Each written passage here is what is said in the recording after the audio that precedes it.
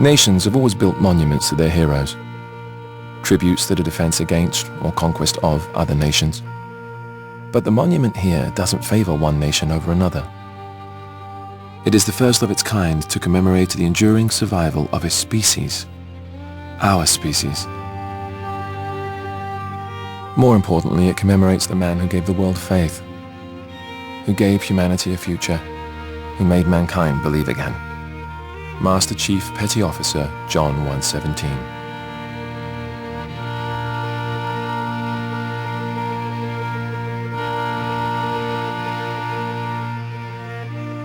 So it's no surprise that the piece itself is special.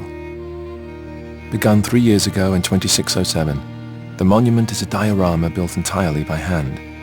It is a three-dimensional snapshot of the battlefield and the soldiers who took to it that day. The scene has been reproduced with painstaking attention to detail and authenticity. Only the men and women who were there know it better. Today, we go behind the scenes to see its creation.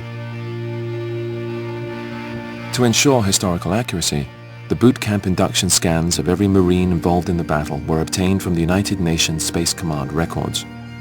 In this way, the artists were able to place the right face to the right soldier. After each face is completed, it is matched to a body which has been rendered complete with uniform and body armor, then carved by hand. It was the artist's vision for this tribute to humanity that each piece be shaped by the hand of man, without the aid of robotic model-making systems. Each handmade soldier is posed, painted, and placed on the battlefield, both the victorious and the fallen. Based on topographical maps of the day, the artists are able to replicate each hill, each plateau, and each ravine to near exact specifications.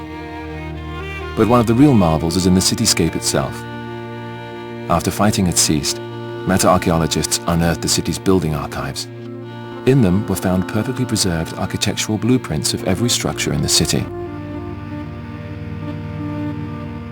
But the challenge was not to merely rebuild the structures, it was to tear them down as well. Artists worked from the city plans to recreate the destruction caused by the fierce fighting, from each bullet hole to each piece of exposed rebar. Finally, our enemies were also rendered with extraordinary detail. Covenant corpses that had been recovered after the battle provided the models for these fearsome recreations. To complete the picture, authentic Covenant weapons and armor specs were accessed to fully outfit the warriors. Once the Covenant are placed opposite the Marines, a clear image begins to take shape out of the fog of history. We see how we were outnumbered, outgunned, outmatched, and seeing that, we realize the importance of the monument. On that day, half a century ago, our species was pushed to the crumbling edge of extinction, and as we teetered on that precipice, staring down into the abyss, a hand reached out, pulled us back from the brink, and gave us hope. The hand of a hero.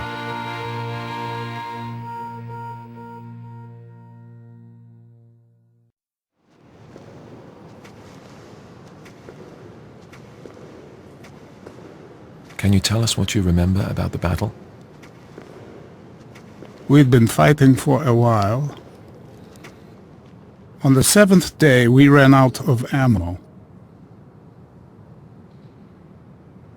We had to scavenge all we could from the weapons that had been left behind. The pistols, shotgun rounds, a handful of grenades. Do you remember where you were? When Master Chief armed his grenade, I was in the back of an overturned Warthog firing an M41. How did you manage to keep it together? We knew Master Chief was still in the fight. He gave us hope.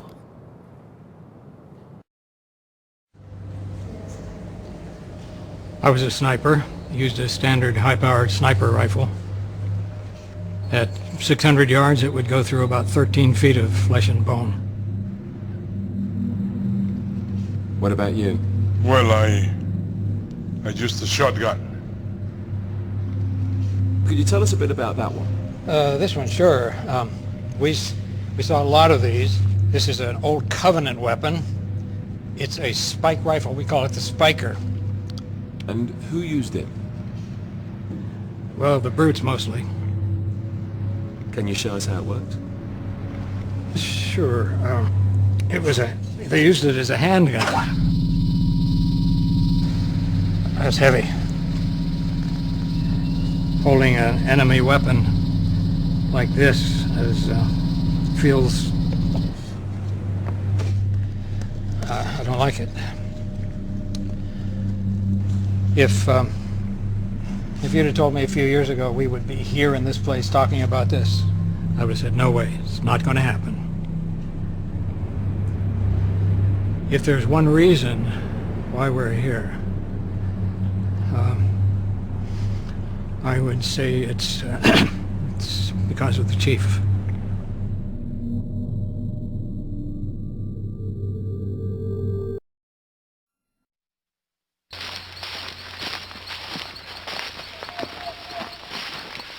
This was made by a plasma rifle.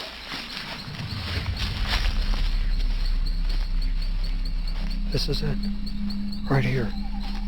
This is the spot. I bet I can remember every one of these trees. How did your platoon get pinned down here?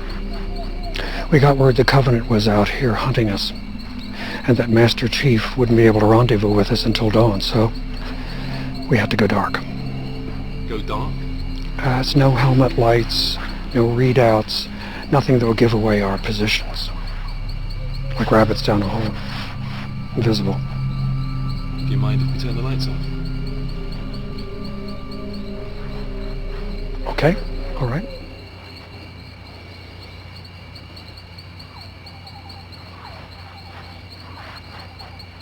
What happened then? For 7 hours, we couldn't do anything but be still and listen to them hunting us.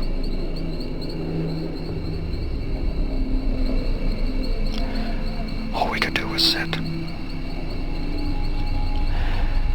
and wait for Master Chief.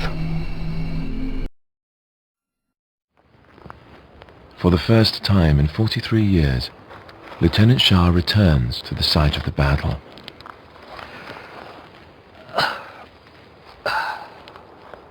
What is that?